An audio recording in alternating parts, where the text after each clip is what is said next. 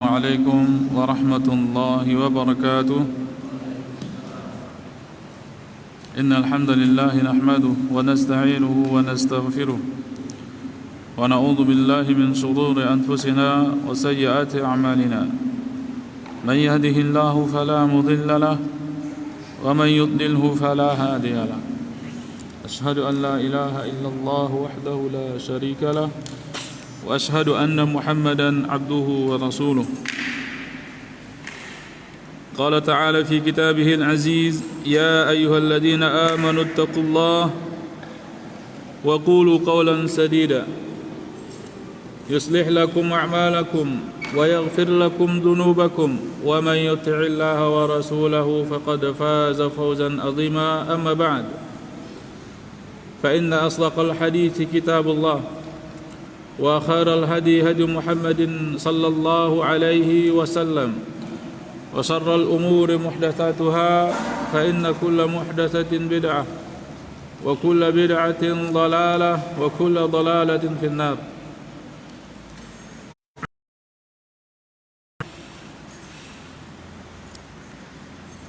Ikhwani wa akhwati fillah, rahimani wa rahimakumullah jami'a. Dalam sebuah hadis yang diriwayatkan oleh Imam Ibnu Majah dan dihasankan oleh Syekh Al-Albani rahimahumullah taala, Rasulullah sallallahu alaihi wasallam pernah bersabda, "Ad-dunya mal'unah wa mal'unun ma fiha illa dzikrullah illa dzikrallah wa mawalah atau aliman atau muta'alliman." Dunia ini mal'un, dunia ini terlaknat. Ya, hukum asal dari dunia adalah terlaknat, jauh dari rahmat Allah subhanahu wa ta'ala, jauh dari barakah Allah subhanahu wa ta'ala. Laknat adalah atradu min rahmatillah, dijauhkan dari rahmat Allah subhanahu wa ta'ala. Kecuali, kata Rasulullah sallallahu alaihi wasallam, 4 perkara. Ya, kecuali 4 perkara yang tidak dilaknat. Yang tidak apa? Yang tidak dilaknat. Yang pertama zikrullah. Yang pertama adalah mengingat Allah subhanahu wa ta'ala. Mengingat Allah subhanahu wa ta'ala, beribadah kepadanya. Kemudian yang kedua, wa mawalah, itu hal-hal yang bisa mendorong kita atau membantu kita untuk melakukan ketaatan kepada Allah subhanahu wa ta'ala. Kemudian yang ketiga, aliman, orang-orang yang berilmu. Yang keempat, muta'alliman, atau orang-orang yang sedang menuntut ilmu.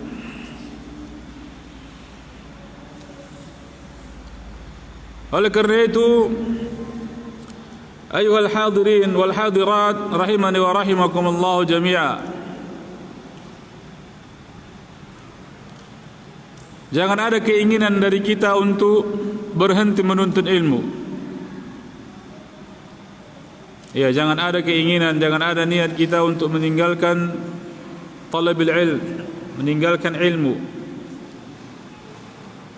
Karena kita khawatir di saat kita jauh dari ilmu, jauh dari majlis ilmu, maka kita mendapatkan laknat dari Allah subhanahu wa ta'ala. Mendapatkan apa? Mendapatkan laknat.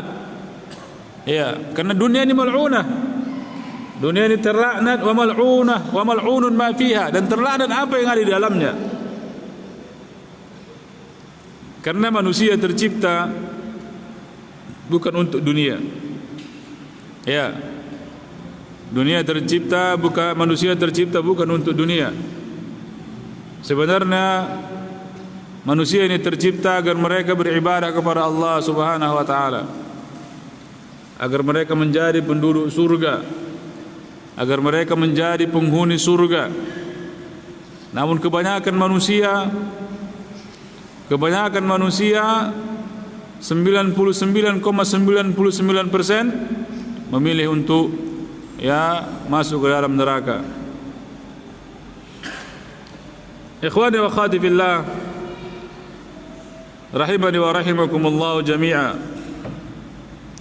Dengan adanya kajian ilmu atau majelis ilmu, ini adalah sebuah nikmat yang besar dari Allah Subhanahu wa taala. Ya. Ini adalah sebuah nikmat dari Allah Subhanahu wa taala. Maka wajib bagi kita untuk mensyukurinya. Salah satu bentuk tanda syukur kita kepada Allah, bukti syukur kita kepada Allah adalah dengan menjaga majelis ilmu. Menjaga kehadiran kita di majelis ilmu. Jangan sampai nikmat tersebut hilang dari kita. Jangan sampai nikmat tersebut hilang dari kita, imma dengan kita yang keluar dari majelis ilmu atau majelis ilmu itu yang meninggalkan kita. Ya. Karena banyak kejadiannya demikian. Orang-orang yang dahulu rajin menuntut ilmu akhirnya keluar dari menuntut ilmu. Wal-iyadu billah. Semoga mereka kembali kepada kebenaran. Dan ada suatu tempat, banyak tempat yang dahulunya ada kajian, ada majelis ilmu di sana, namun akhirnya Allah cabut nikmat tersebut, akhirnya tidak ada lagi kajian di sana. Ini sebuah perhatian bagi kita, barakallahu fikum. Jangan main-main. Jangan main-main dengan yang namanya majelis ilmu. Jangan main-main dengan yang namanya ilmu. Ya. Semoga Allah Subhanahu wa taala berikan kekuatan bagi kita untuk mensyukuri nikmat ini. Ayyuhal hadirin wal hadirat, azani Allah wa iyyakum. Insyaallah kita melanjutkan pembacaan kita terhadap kitab Riyadhus Shalihin, taman-taman orang saleh. Taman-taman orang saleh yang disusun oleh Al-Imam An-Nawawi Abi Zakaria Yahya ibn Sharaf rahimahullah ta'ala, salah seorang dari ulama Asy-Syafi'iyah di abad ke-6 Hijriah. Ya, ulama besar dengan usia yang masih relatif muda. Beliau sudah mengumpulkan atau menulis banyak kitab, dan kitabnya Masya Allah tersebar di mana-mana. Ya, salah satu kitab yang populer yang beliau tulis adalah kitab Arba'in, sehingga dikenal dengan Arba'in An-Nawawiyah. Arba'in An-Nawawiyah, sebuah kitab yang begitu populer di kalangan kaum muslimin, khususnya penuntut ilmu. Demikian juga kitab yang insyaallah akan kita baca ini, kitab Riyadhus Shalihin, kitab yang tidak kalah populernya. Demikian juga kitab beliau Syarah Sahih Muslim. Ya, Syarah Sahih Muslim. Ini 3 kitab yang sering menjadi rujukan ulama-ulama setelah beliau. Kita akan membaca, di sini disebutkan hadis yang ke-20. Ya, kita sudah masuk babut taubah. Babut taubah. Sekarang kita masuk hadis yang ke-20. Hadis yang mungkin ma'ruf, sudah sering kita dengar, tentang seseorang yang membunuh 99 nyawa, 99 orang. Hadisnya diriwayatkan oleh Al-Imam Bukhari dan Muslim rahimahumullah ta'ala dari Abi Sa'id Al-Khudri. Beliau berkata, Al-Imam An-Nawawi berkata, wa an Abi Sa'id Sa'ad ibn Malik ibn Sinan Al-Khudri radhiyallahu anhu anna an-nabiy sallallahu alaihi wasallam qala kana fi man kana qablakum. Jadi Rasulullah sallallahu alaihi wasallam menceritakan tentang salah satu kejadian yang terjadi sebelum kita, dari kalangan Bani Israel, dari kalangan ahli kitab. Ya, manusia secara umum ini suka dengan cerita-cerita, suka dengan kisah-kisah. Demikian juga sahabat radhiyallahu taala anhum, ya, mereka juga suka dengan kisah-kisah. Salah satu kisah yang disebutkan oleh Rasulullah sallallahu alaihi wasallam adalah ini. Kisah pembunuh 100 nyawa. Demikian juga dalam Al-Quran banyak Allah Subhanahu wa taala ceritakan kisah-kisah. Kisah Nabi Musa alaihissalam, kisah Nabi Adam, kisah-kisah Nabi yang lainnya. Banyak. ya ayat-ayat ataupun surah-surah yang bercerita tentang kisah-kisah ya orang-orang terdahulu sebagai ibrah, sebagai pelajaran bagi kita. Barakallahu fikum. Kata Rasulullah sallallahu alaihi wasallam, rajulun qatala 99 nafsan. Dia sudah membunuh 99 nyawa. Ya. Namun manusia, barakallahu fikum, manusia itu sifat dasarnya adalah baik. Ya, manusia ini sifat dasarnya baik, terlahir dalam keadaan ya baik. Ya, alal fitrah, kullu mauludin yuladu alal fitrah. Setiap manusia tersebut lahir di atas fitrah. Ini hukum asal dari manusia. Kejahatan-kejahatan itu datangnya dari luar, baik dari godaan syaitan, baik dari bujukan hawa nafsunya, baik dari pengaruh lingkungannya dan lain sebagainya. Ya. Namun kita sebagai manusia ada fitrah kita.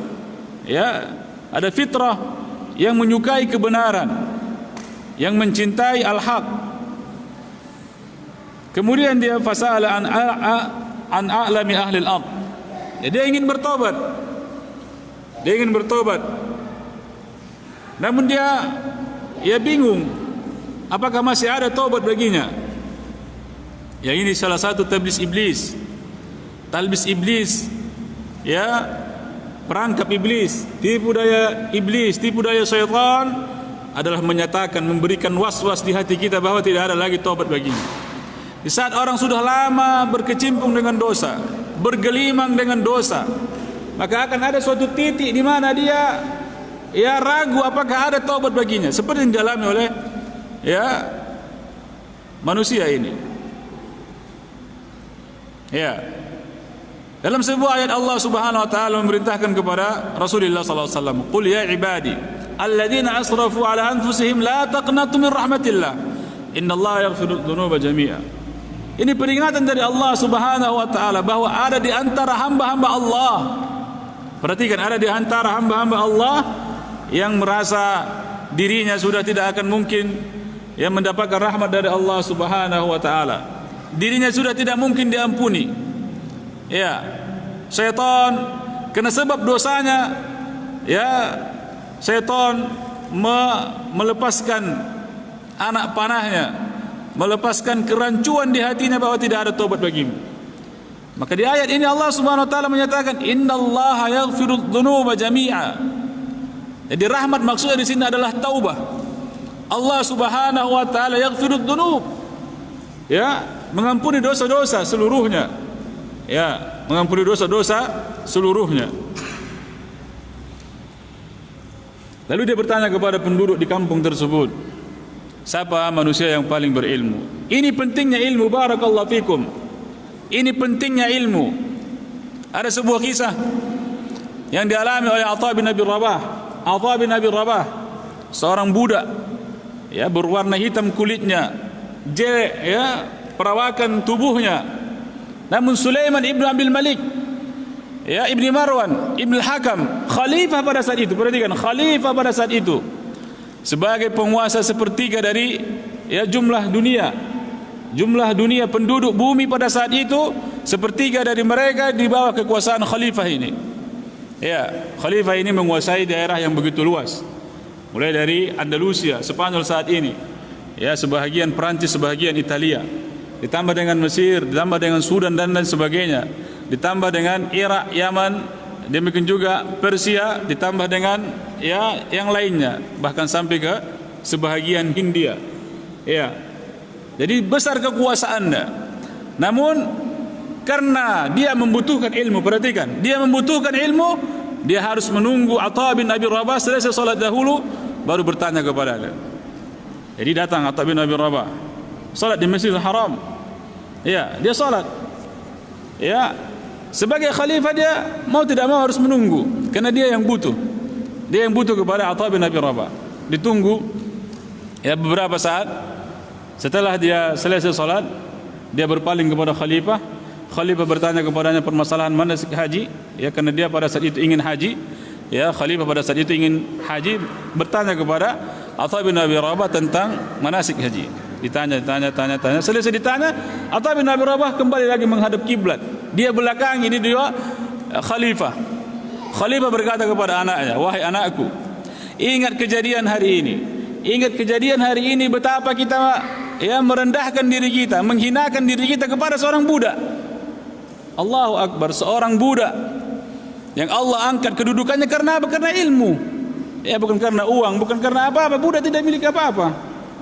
Namun begitu dia memiliki ilmu, seorang khalifah harus rela menunggu di belakangnya.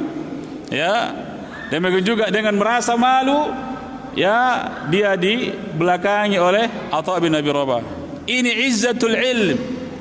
Ini kemuliaan ilmu dan kemuliaan ahlul ilm.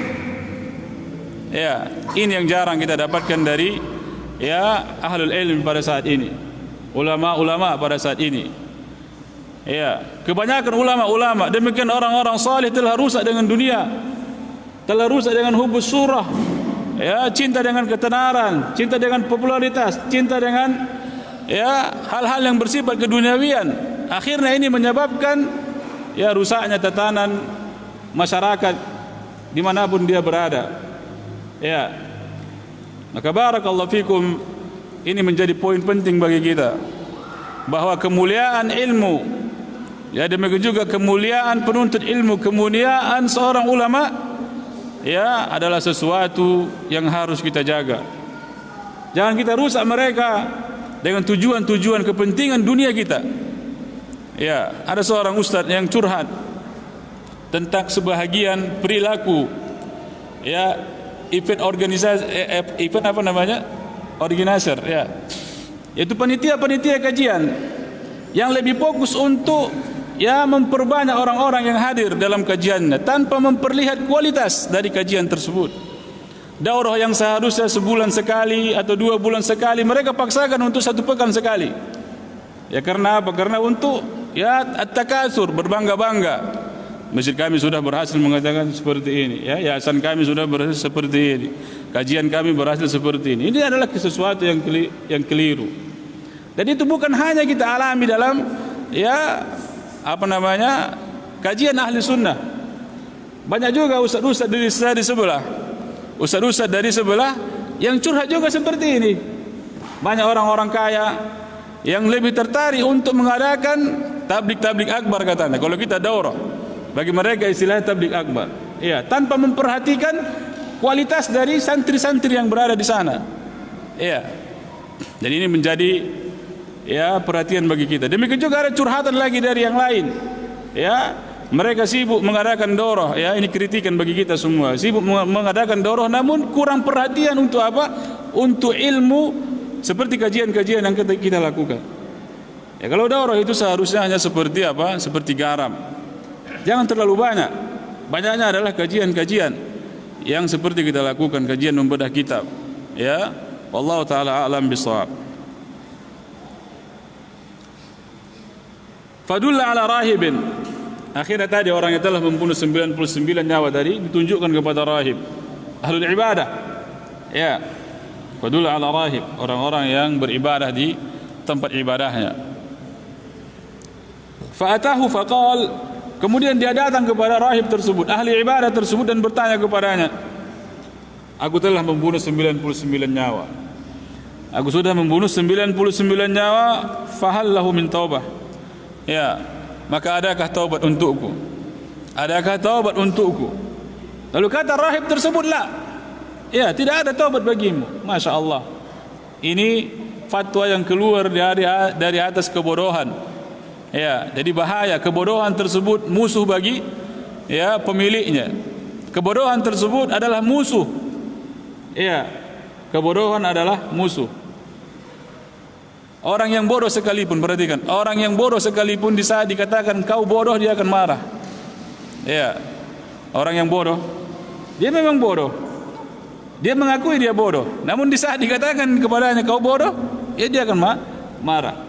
Ini menunjukkan betapa bahwa kebodohan tersebut adalah musuh. Ini juga menunjukkan barakallahu fikum pentingnya ilmu. Pentingnya ilmu, terlebih lagi pentingnya berfatwa di atas ilmu. Wala taqfu ma laysa laka bihi ilm.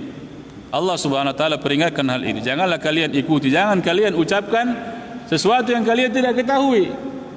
Ya, sesuatu yang tidak kalian ketahui. Ikhwani wa akhwati fillah rahimani wa rahimakumullah jami'a. Kemudian Rasulullah sallallahu alaihi wasallam melanjutkan kisahnya, faqatalah. Kemudian dia membunuh orang tersebut, membunuh rahib. Membunuh siapa? Membunuh rahib. Maka dalam banyak literatur kita dapati bahwa syaitan itu lebih suka ya kepada ahlul ibadah daripada ahlul ilm. Ya, dia lebih takut kepada ahlul ilm daripada ahlul ibadah. Karena ahlul ibadah ya mudah untuk dibelok-belokkan. Ahlul ibadah apabila tidak didasari dengan ilmunya. Ini bahayanya orang-orang yang meninggalkan ilmu karena mau ibadah. Karena ilmu tersebut adalah ibadah. Ilmu sendiri adalah ibadah. Jadi adalah kekeliruan apabila seseorang meninggalkan ilmu karena untuk ibadah. Ini adalah kesalahan. Dalam sebuah hadis Rasulullah sallallahu alaihi wasallam mengkhabarkan bahwa menuntut ilmu termasuk mujahid, termasuk orang-orang yang berjuang di jalan Allah Subhanahu wa taala. Kemudian dia bertanya lagi, "Tsumma sa'ala an a'lami ahli al-ard." Kemudian dia cari lagi, kegelisahan masih ada di hatinya. Ini bahwa memang dia betul-betul ingin bertobat. Bahwa dia memang betul-betul ingin bertobat. Ya, karena maksiat tersebut adalah kegelisahan, barakallahu fikum. Maksiat adalah kegelisahan. Ya, jadi di saat kita gelisah, pasti kita memiliki dosa. Ya, di saat kita merasa hati kita gelisah, selalu gelisah, ini menunjukkan bahwa kita sedang terjebak dalam suatu dosa. Maka obatilah kegelisahan tersebut dengan taubat. Taubat kepada Allah Subhanahu wa taala, istighfar, minta ampun kepada Allah Subhanahu wa taala. Kemudian dia cari lagi orang yang berilmu. Ya, orang yang berilmu. Ini fitrah manusia. Ini fitrah manusia.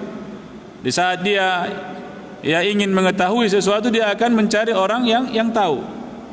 Saat kita terbentur dalam masalah kendaraan kita, di saat kita terbentur dengan hasil panen kita yang menyusut, di saat kita terbentur dengan hal-hal yang lain, penyakit kita akan mendatangi orang-orang yang paham di sana, berilmu di sana. Ini sudah fitrah. Ya, sudah sesuai dengan keadaan manusia.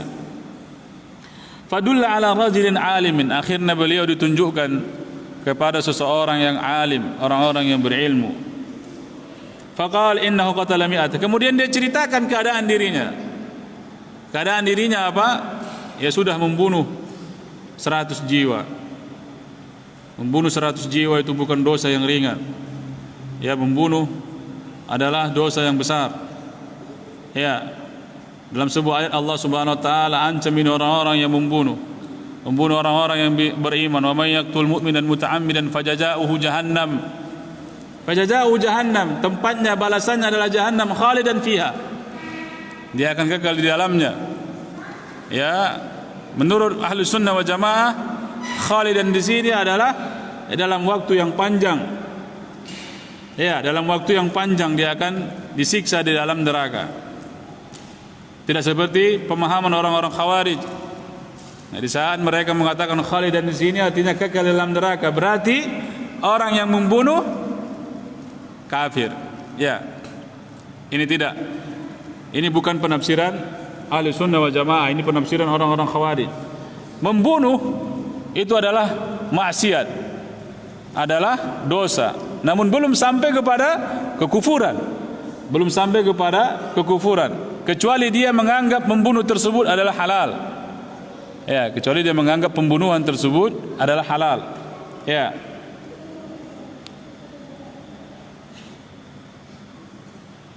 Kemudian dia bertanya kepada alim tersebut, dosa yang demikian besarnya, diancam akan apa? Akan menjadi penduduk neraka, khalidan fiha, bahkan kekal dalamnya. Wa ghadiba alaih, ya Allah Subhanahu wa taala akan murka kepadanya, wa la'anah, demikian juga Allah Subhanahu wa taala akan melaknatnya.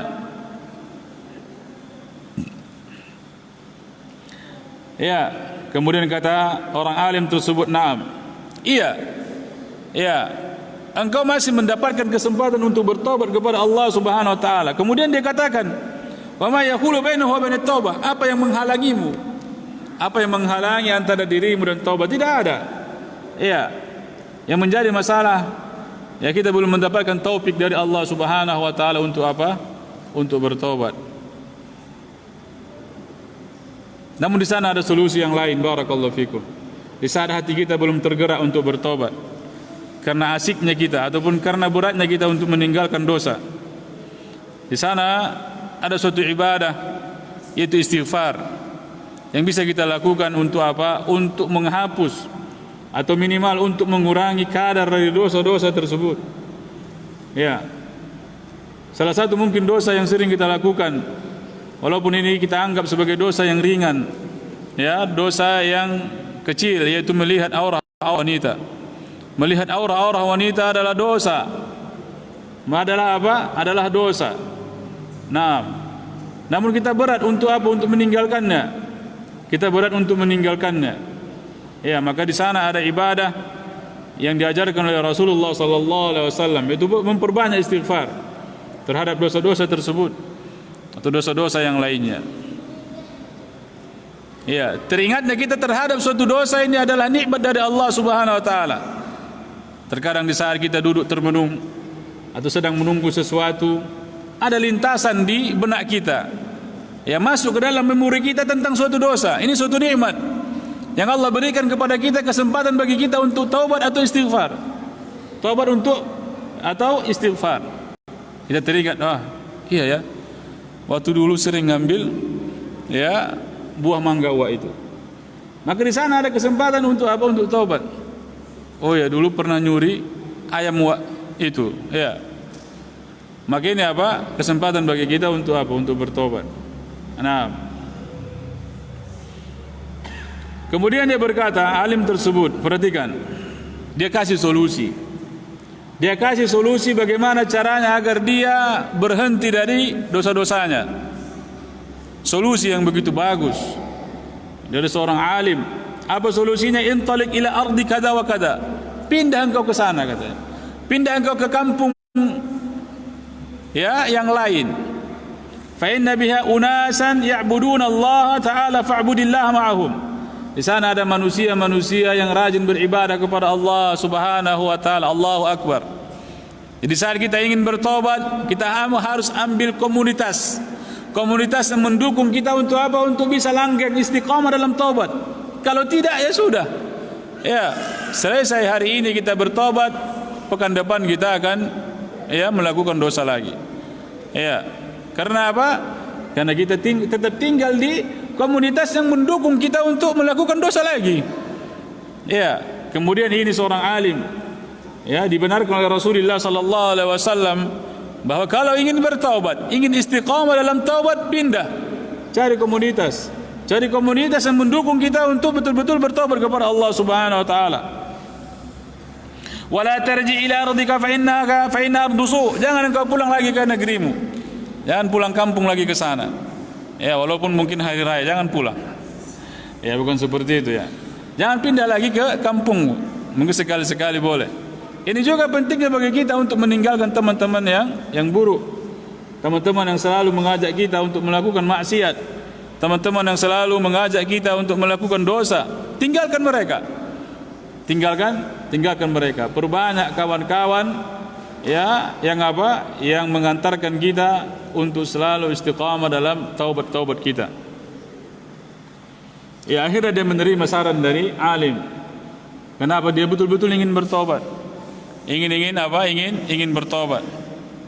Fantalaqa hatta idza nasafa at-tariqa atahu al-maut. Masyaallah. Di tengah perjalanan, ya,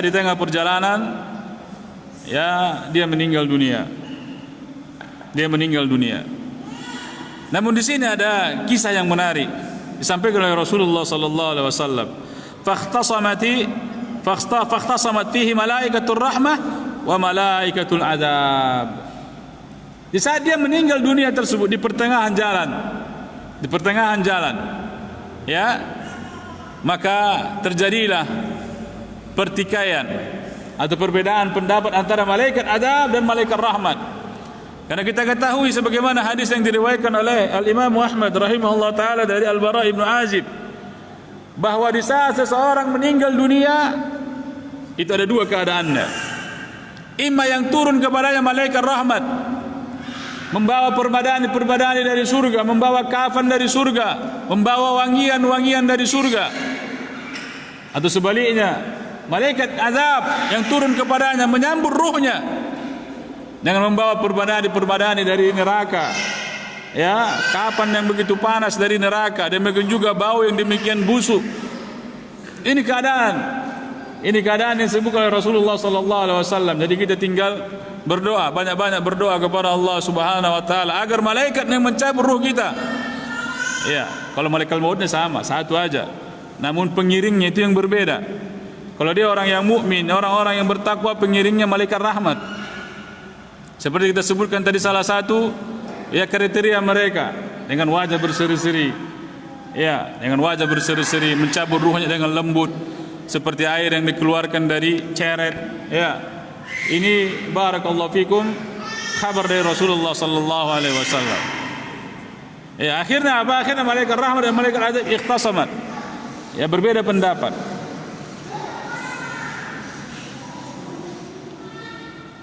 Malaikat azab berkata, innahu lam ya'mal khairan qad. Dia belum pernah melakukan kebaikan.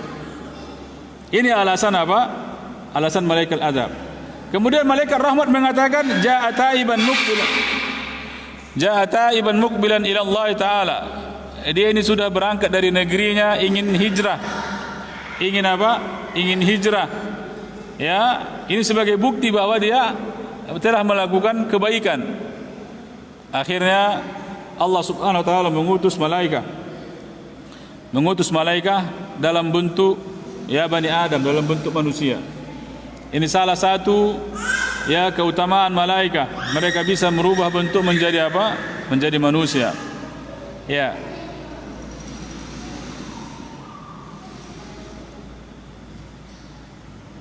Akhirnya mereka sepakat, malaikat azab dan malaikat rahmat sepakat untuk menjadikan malaikat ini tadi.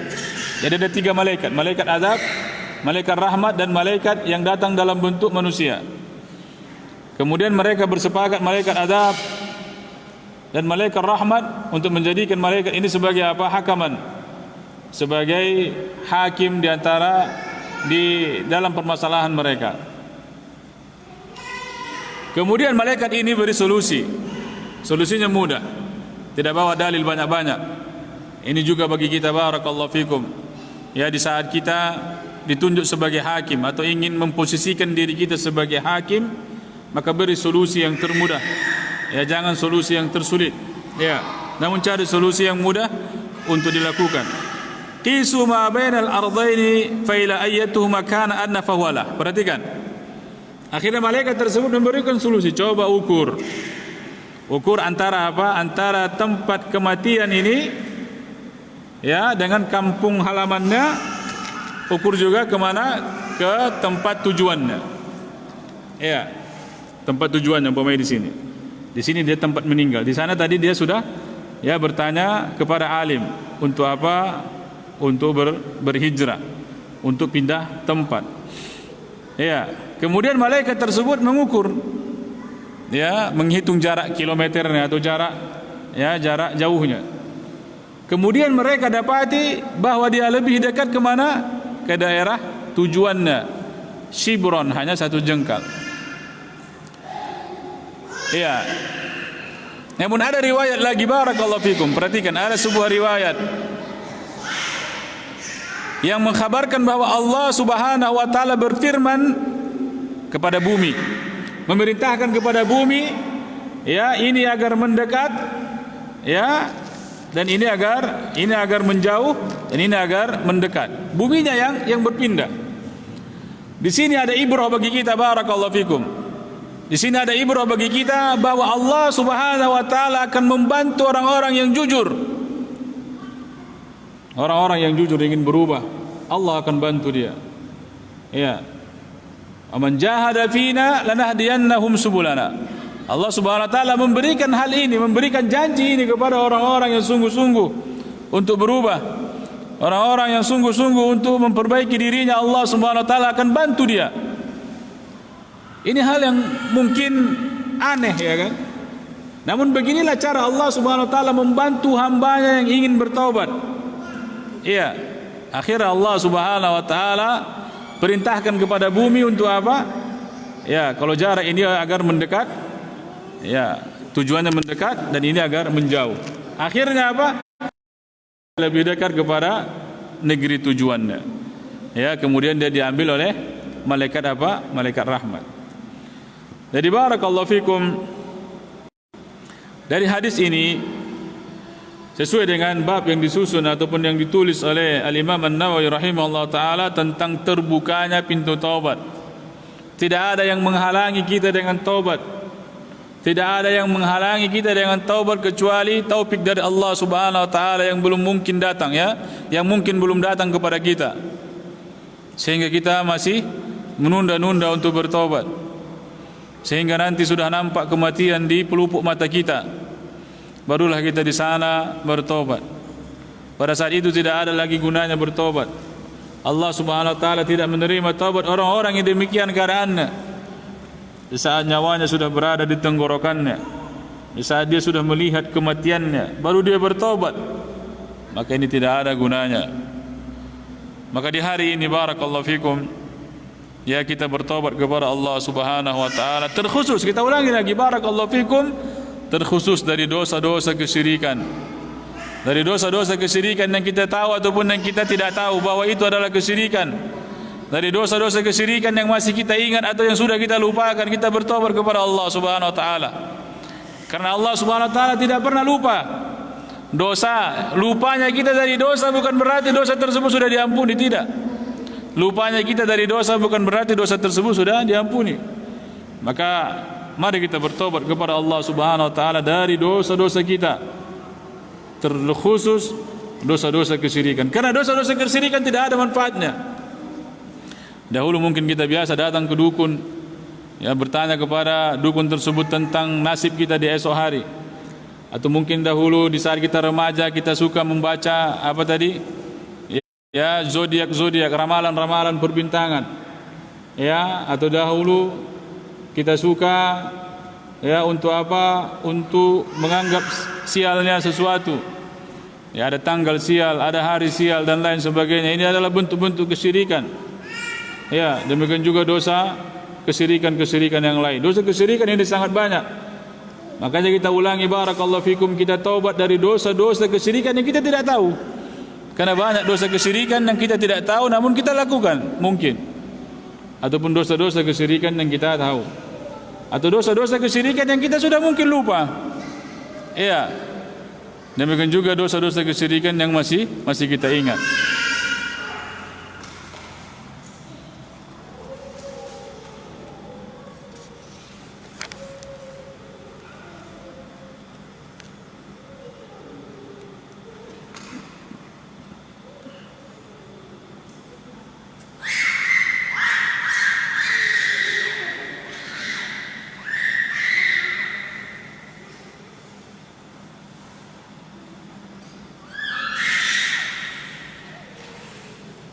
Tayyib. Hadis yang ke-21 ini agak panjang, jadi kita baca, ya, mungkin lebih sekedar apa namanya, karena ini bercerita tentang sejarah. Hadis ke-21 dari Ka'ab bin Malik radhiyallahu taala an, dari sahabat dari Ka'ab bin Malik. Hadisnya dari Abdullah bin Ka'ab bin Malik, wa kana qaida Ka'ab bin radhiyallahu taala an min banihi hina ummiya.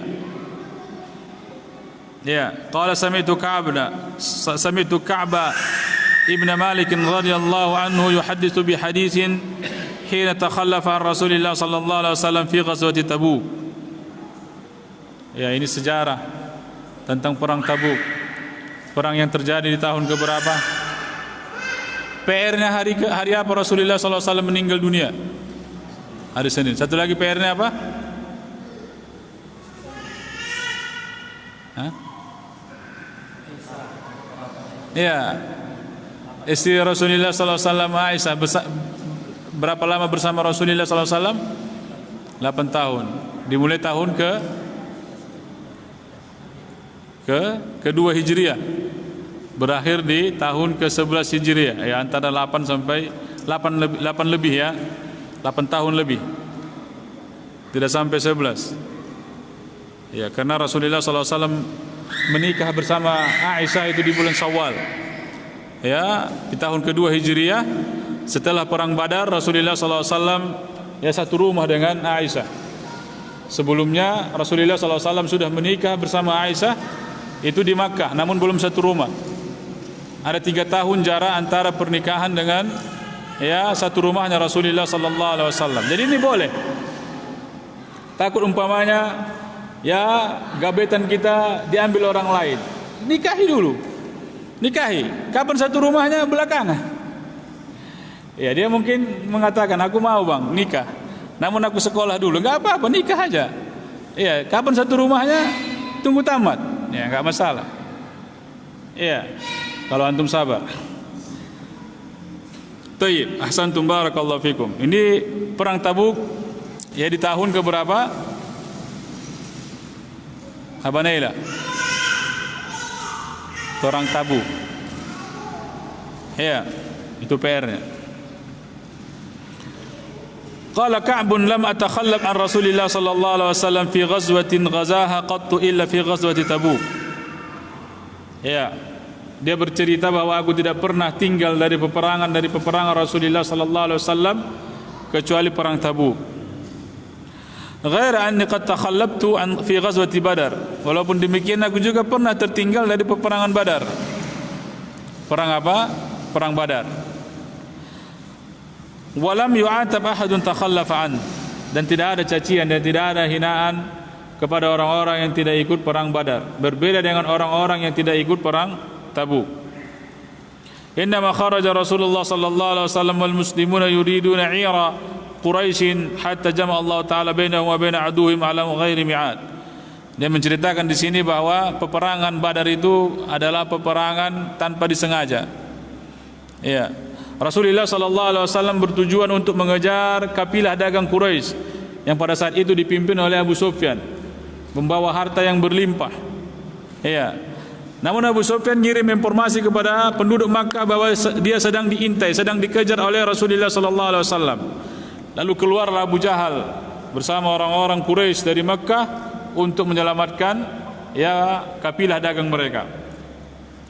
Namun Abu Sufyan mengirim mata-mata untuk apa? Untuk menyelidiki sudah sampai di mana perjalanan Rasulullah sallallahu alaihi wasallam.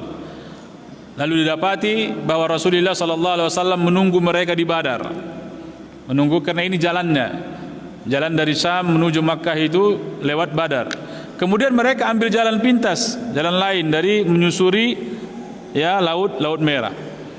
Ya, akhirnya pasukan yang dipimpin oleh Abu Jahal bertemu dengan pasukan yang dibawa oleh Rasulullah sallallahu alaihi wasallam dari Madinah. 300 dari pasukan Rasulullah sallallahu alaihi wasallam, 1000 dari pasukan Abu Jahal. Di sini pasukannya sekitar 40 orang. Ya, jadi para sahabat pada saat itu tidak membawa perlengkapan yang memadai. Seadanya saja. Karena apa? Karena dalam strategi mereka atau dalam tujuan mereka hanya ingin mengalahkan pasukan yang berjumlah 40 orang, namun dengan ghanimah yang demikian banyaknya. Namun Allah Subhanahu wa taala sudah mentakdirkan bahwa kaum muslimin bertemu dengan orang-orang apa? Kafir Quraisy. Iya. Jadi diceritakan oleh Ka'b bin Malik bahwa pertempuran tersebut bukan atas atas perjanjian, tidak. Walaqad shahidtu ma'a Rasulillah sallallahu alaihi wasallam lailatul aqabah hina tawathaqna 'ala al-islam wa ma ahabbu an li biha mashhad badrin wa in kanat badrun adhkara fi an-nas minha. Dan kata beliau, aku sudah pernah menyaksikan perang Badar. Aqabah yang kedua. Ya, Ka'b bin Malik ikut dalam Aqabah yang kedua. Wallahu a'lam apakah beliau juga ikut Aqabah yang pertama. Ini PR berikutnya, apakah Ka'b bin Malik ikut Aqabah yang pertama atau mungkin dua-duanya beliau ikut. Ini salah satu dalil bolehnya kita menyebutkan kebaikan yang telah kita lakukan. Ya, tujuannya apa? Tujuannya agar manusia mengambil ilmu dari kita. atau kita terbebas dari kezaliman. Ya, ini tujuan. Jadi kita hukum asalnya kita tidak boleh memamerkan kebaikan-kebaikan kita. Hukum asalnya tidak boleh. Tidak boleh kita memamerkan kebaikan-kebaikan, fadilah-fadilah, keutamaan-keutamaan yang pernah kita lakukan. Namun dalam beberapa keadaan kita boleh. Seperti yang dilakukan oleh Abdullah bin Mas'ud radhiyallahu taala an dengan mengatakan seandainya ada orang yang lebih paham dariku tentang tafsir, maka aku akan datang kepadanya selagi masih bisa ditempuh dengan perjalanan. Ini menunjukkan bahwa dia adalah orang yang paling berilmu dalam masalah tafsir. Namun tujuannya bukan untuk sombong-sombongan, bukan untuk berbangga-banggaan, bukan. Namun agar apa? Agar masyarakat ya semangat untuk menuntut ilmu darinya. Demikian juga perkataan Utsman bin Affan radhiyallahu taala di saat dia dilarang untuk minum dari sumur rumah. Ya. Lalu dia mengatakan sumur rumah itu aku yang beli. Sumur rumah itu aku yang beli. Ya, sumur yang menjadi sumber air minum penduduk kota Madinah. Di saat dia dikepung oleh orang-orang Khawarij, ya maka dia mengatakan, ya air ini aku yang beli. Kenapa kalian menghalangi? Ini juga boleh dilakukan apabila kita akan dizalimi oleh orang-orang. Maka kita boleh menyebutkan kebaikan-kebaikan kita. Adapun untuk selain itu maka tidak boleh. Kita tidak boleh bersombong, berbangga-bangga dengan kebaikan-kebaikan yang pernah kita lakukan ataupun keutamaan-keutamaan yang telah kita dapatkan. Lalu dia bercerita, wa kana min khabari hina takhallabtu an Rasulillah sallallahu alaihi wasallam fi ghazwati Tabuk anni lam akun qattu aqwa wa la asarra minni hina takhallabtu anhu fi tilka al-ghazwa. Dia jujur, barakallahu fikum. Dia jujur bahwa perang Tabuk ini adalah perang yang beliau tinggalkan, bukan karena kemiskinan, bukan karena penyakit, bukan karena yang lainnya, udzur-udzur yang lainnya. Namun karena apa? Namun karena hawa nafsunya. Ya. Dia bercerita bahwa pada peperangan ini aku kuat, katanya. Tidak pernah aku merasa kuat kecuali pada peperangan ini. Ya. Demikian juga aku kaya, aku mampu. Jadi ini sebenarnya dua syarat umum dari jihad. Tentara tersebut ini dua syaratnya, kuat dan juga kuat secara finansial, kuat secara fisik. Sehingga orang-orang yang sakit, orang-orang yang buta, orang-orang yang pincang, ya, maka gugurlah kewajiban jihad dari mereka. Demikian juga orang-orang yang tidak memiliki ya perlengkapan untuk jihad, tidak memiliki kuda umpamanya, ya tidak mampu untuk berjalan, tidak memiliki pedang, ya. Banyak demikian yang disebutkan oleh Allah Subhanahu wa taala dalam Al-Qur'an bahwa ada orang-orang yang ingin berjihad namun Rasulullah sallallahu alaihi wasallam tidak memiliki perbekalan untuk memasukkan mereka dalam pasukan. Ya. Wallahi ma jama'tu qablaha rahilatain qattu hatta jama'tuha fi tilkal ghazwa. Ini menunjukkan kekuatan beliau. Ya, dia mampu untuk menangkap, ya, untuk menundukkan dua ekor kuda. Atau bisa maknanya dia memiliki ya kekayaan yang kuat, yang banyak. Ya. Walam yakun Rasulullah sallallahu alaihi wasallam yurid ghazwatan illa warri bi ghairiha hatta kanat tilkal ghazwah. Kebiasaan Rasulullah sallallahu alaihi wasallam apabila beliau ingin berperang, perhatikan, kalau ingin berperang maka beliau membuat strategi seolah-olah dia bukan mau berperang ke sana. Ya, atau seperti dalam kasus Fathu Makkah, Rasulullah sallallahu alaihi wasallam sembunyikan informasinya. Ya, beliau tidak sampaikan beliau akan menyerang Makkah. Ya. Ini salah satu taktik perang yang disiasati oleh Rasulullah sallallahu alaihi wasallam. Beliau tidak pernah menegaskan akan menyerang sesuatu negeri. Tidak pernah. Di saat beliau ingin berperang, maka seolah-olah beliau akan menyerang negeri yang lain. Padahal ini taktik perang boleh ini, barakallahu fikum. Kebohongan dalam peperangan itu hal yang boleh. Tipu daya dalam peperangan itu hal yang boleh. Enggak mungkin kita jujur-jujur aja. Di mana persembunyian senjataan kalian? Oh, di sana. Oh, jazakallah khairan. Makasih. Kami ambil dulu ya. Berapa jumlah pasukan kalian? Segini. Oh, alhamdulillah ya. Berapa kekuatan tank kalian? Segini. Ini tidak boleh ini. Termasuk dalam rahasia negara ini. Ya. Seperti kita Kalau kita biasa ya mengikuti angkatan-angkatan khusus angkatan darat, untuk jumlah personil saja kita tidak tahu. Tidak dikasih tahu.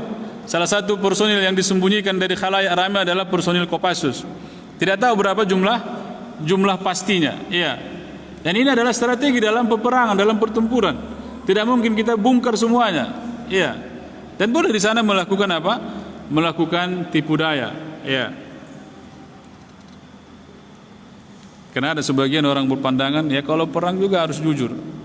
Ya ini adalah kekeliruan. Kalau perang pun jujur, ya udah hancur. Ya. Sehingga ada juga yang lebih ekstrim mengatakan pemilu ini seperti perang, maka boleh berbohong katanya. Iya. Ada seperti itu juga ada. Iya. Terlebih dai-dai politik ya boleh berbohong. Dalam politik itu boleh. Karena ini seperti peperangan. Sebagaimana peperangan boleh berbohong, ya dalam perpolitikan ini juga ya boleh berbohong. Auzubillah. Tayyib. Nampaknya sudah banyak yang yang letih dan mengantuk, mulai mengantuk. Dan ini salah satu sebab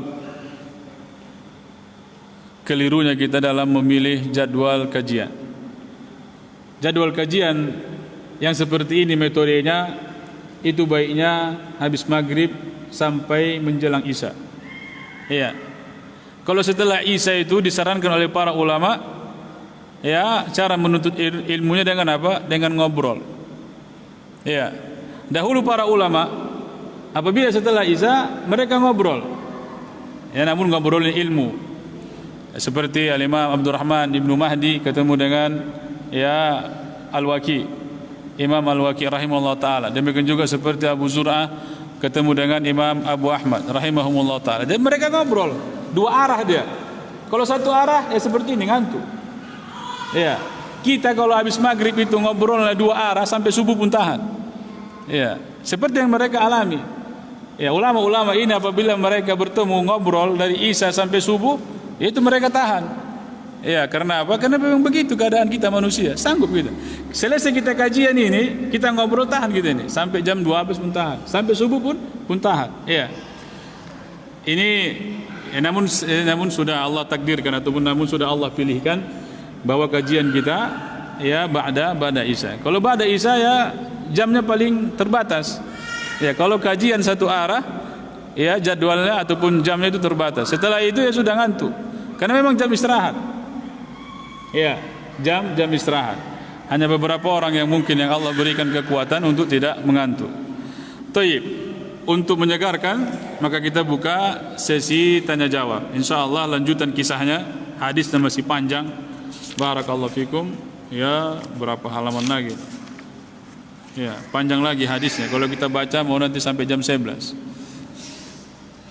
Tayyib, mungkin ada pertanyaan, kalau tidak ada pun enggak apa-apa.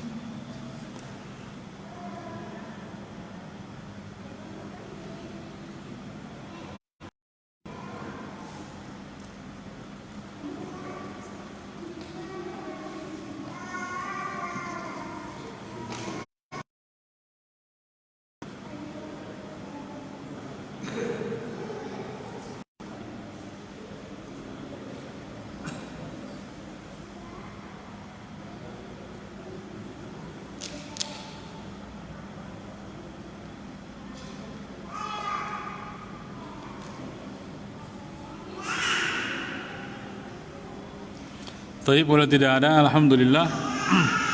Sebelum kita tutup, barakallahu fikum. Mungkin ada di antara kita yang Allah ijabah doanya. Ada salah seorang cucu ya dari ikhwan kita Haji Usman, cucu beliau dari anak beliau ya, cucu akan menjalani operasi ya. Masih kecil anak, masih hitungan balita mungkin ya, balita ya. Anak-anak seperti ini biasanya ya kurang kuat ataupun dan sebagainya untuk menghadapi operasi. Maka dari itu beliau meminta kepada kita ya untuk membantu dengan doa kita. Ya, beliau tidak minta dana kita, namun meminta kita untuk apa? Untuk mendoakan kebaikan bagi cucunya. Ya, dia jadi di waktu-waktu mustajab ya, kita doakan walaupun kita tidak tahu namanya, namun kita tahu dia adalah cucu Haji Usman. Ya, Allah tahu. Ya, Allah tahu doa tersebut. Ya. Demikian juga ya, mungkin ada juga doa-doa kita yang mustajab, yang mungkin yang mudah-mudahan diijabah oleh Allah Subhanahu wa taala berkaitan dengan saudara-saudara kita di belahan negeri yang lain. Terkhusus pada ya akhir-akhir ini, di waktu ini ya, musibah yang menimpa saudara-saudara kita seagama di apa? Di negeri India ya. Masjid mereka, rumah mereka, kendaraan mereka, bahkan jiwa mereka dirusak. Kehormatan mereka dirusak oleh orang-orang kafir di sana ya, penyembah-penyembah sapi, penyembah-penyembah berhala, penyembah-penyembah kera ya. Semoga Allah Subhanahu wa taala balas mereka ya, balas kesabaran mereka, berikan mereka kesabaran. Orang-orang yang sakit di antara mereka Allah sembuhkan, orang-orang yang meninggal di antara mereka Allah terima sebagai ya apa namanya, utusan-utusan ataupun sebagai husnul khatimah. Demikian juga semoga Allah Subhanahu wa taala membalas orang-orang tersebut ya, terkhusus negerinya. Demikian juga secara umum negeri orang-orang kafir yang begitu membenci kaum muslimin, agar Allah Subhanahu wa taala balas mereka, hancurkan mereka. Ya, kembalikan makar mereka, kembalikan kejahatan mereka kepada diri mereka sendiri. Ya. Mudah-mudahan ada di antara doa kita yang dikabulkan oleh Allah Subhanahu wa taala. Mudah-mudahan ada di antara doa-doa kita yang dikabulkan oleh Allah Subhanahu wa taala. Ini kebiasaan yang dahulu dilakukan oleh Rasulullah sallallahu alaihi wasallam apabila ada suatu musibah atau suatu kejahatan yang dilakukan oleh orang-orang kafir kepada kaum muslimin, kepada para sahabat. Rasulullah sallallahu alaihi wasallam langsung berdoa, langsung doa apa? Doa ya kejelekan bagi orang-orang tersebut secara umum. Kita tidak boleh ya berdoa secara khusus. Ini dilarang oleh Allah Subhanahu wa taala. Di saat Rasulullah SAW laknat orang-orang secara khusus. Ya, karena apa? Karena ada kemungkinan dia bertobat, ada kemungkinan dia masuk Islam. Mana tahu kita? Orang-orang yang paling memusuhi Islam ya, seperti Ikrimah, seperti Abu Sufyan, seperti Muawiyah, seperti Khalid bin Walid, akhirnya apa? Akhirnya masuk Islam. Seperti Amr bin As. Ya, akhirnya apa? Akhirnya mereka masuk Islam. Namun secara umum ya, negara-negara kafir ya, agar Allah Subhanahu wa taala ya, kembalikan kejahatan mereka kepada diri mereka sendiri. Ya. Allah taala alam bisawab. Yaitu hak kita, hak mereka kepada kita. Barakallahu fikum. Hak sesama muslim adalah saling mendoakan kebaikan. Ya, hak sesama muslim, salah satu hak mereka adalah mendoakan kebaikan. Ya, minimal itu yang bisa kita lakukan. Minimal itu yang bisa kita tunaikan terhadap hak mereka. Karena apa? Karena syariat jihad. Kalau dahulu di zaman Rasulullah SAW demikian keadaannya, ataupun di saat khilafah Islamiyah masih tegak berdiri, ya, khilafah tersebut, khalifah raja-raja tersebut akan tergerak hatinya untuk membantu saudara-saudaranya. Salahuddin Al-Ayyubi rahimahullah taala ya, atau penguasa-penguasa yang lainnya, mereka bergerak untuk menyelamatkan saudara-saudara mereka ya, yang mengalami pembantaian baik oleh orang-orang Mongol pada saat itu yang dipimpin oleh Genghis Khan ya, ataupun oleh orang-orang Nasara yang menginvasi ya Palestina, negeri Kudus, negeri suci pada saat itu. Ya, namun sangat disayangkan demikianlah keadaannya kaum muslimin seperti yang dikhabarkan oleh Rasulullah sallallahu alaihi wasallam. Seperti buih di lautan. Jumlahnya banyak, miliaran jumlah kita barakallahu fikum. Namun seperti buih di lautan. Tada'alana ya seluruh agama, seluruh kekafiran sedang menyantap kita barakallahu fikum. Ya, seluruh agama. Agama Hindu di India, di Kashmir, agama Buddha kemarin di Rohingya, ya, demikian juga agama Nasara di Afrika dan di Moro, ya, Moro Filipina itu barakallahu fikum, itu adalah mayoritas penduduknya Muslim. Demikian juga di Fatani di Thailand. Jadi ini yang kita alami barakallahu fikum, ini yang kita saksikan. Benarlah sabda Rasulullah sallallahu alaihi wasallam 14 abad yang lalu, bahwa kita ini seperti buih di lautan yang sedang disantap oleh musuh-musuh kita. Karena apa? Karena apa ya ikhwan? Karena cintanya kita kepada dunia, karena takutnya kita dengan kematian. Itulah al-wahad. Jadi hanya dengan orang-orang yang tinggi tauhidnya, orang-orang yang tinggi tauhidnya yang bisa menjauhi virus ini. Virus apa? Virus wahad. Ya. Cara untuk mendapat tauhid yang tinggi adalah dengan terus melatih diri kita, dengan terus mendatangi kajian-kajian, dengan terus melatih kesabaran, dengan terus melatih ibadah-ibadah kita. Ya, karena apa? Karena ada sebuah kepastian.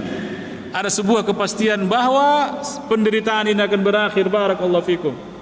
Akan ada masanya kaum muslimin kembali jaya di dunia. Akan ada masanya. Ya, akan ada masanya kaum muslimin kembali jaya di dunia. Kapan masanya tersebut? Ya, semoga Allah Subhanahu wa taala segerakan. Karena di saat Imam Mahdi rahimahullah taala sebagai pemimpin kejayaan pada saat itu butuh tentara-tentara. Ini kita ingatkan lagi. Di saat ada kejadian seperti ini kita ingatkan, kita sering ingatkan. Agar apa? Agar kita mencetak generasi-generasi sebagai pasukan-pasukan Imam Mahdi. Berbeda dengan Rasulullah sallallahu alaihi wasallam, pasukan-pasukan beliau kumpul itu tahun demi tahun, bulan demi bulan. 13 tahun mereka Rasulullah SAW berdakwah baru dapat satu pasukan. Namun Imam Mahdi nanti di saat beliau mengaku, di saat beliau dibaiat di sisi Ka'bah, berdatanganlah, berduyun-duyunlah orang-orang ya menjadi pasukan Imam Mahdi rahimahullah taala. Berbeda dia. Jadi saat Imam Mahdi dibaiat langsung ada pasukannya. Tidak butuh dakwah lagi dia ke sana kemari. Jadi kita tugas kita mendakwahkannya, mempersiapkan generasi kita sebagai generasi-generasi yang berbaiat kepada Imam Mahdi rahimahullah taala. Jadi ini poin pentingnya bagi kita barakallahu fikum, karena kita apabila kita hidup tanpa harapan, ya, apabila kita hidup tanpa harapan maka kita akan selalu dibayang-bayangi dengan apa? Kesedihan. Namun di sini ada harapan barakallahu fikum. Kita akan kalahkan orang-orang yang pada saat ini membantai saudara-saudara kita di mana-mana. Ya, di Palestina dengan Yahudinya. Ya, kita sebutkan. Mungkin antum lebih tahu keadaan kaum muslimin pada saat ini, ya. Semoga Allah Subhanahu wa taala segerakan kejayaan kaum muslimin. Semoga Allah Subhanahu wa taala kembalikan kaum muslimin kepada kejayaan mereka. Karena kejayaan mereka hanya akan diperoleh dengan kembalinya mereka kepada Al-Quran dan Sunnah. Ya, kejayaan kaum muslimin hanya akan bisa diperoleh apabila mereka kembali kepada Al-Quran dan Sunnah. Subhanakallahumma wa bihamdik asyhadu an la ilaha illa anta astaghfiruka wa atubu ilaik. Assalamualaikum warahmatullahi wabarakatuh.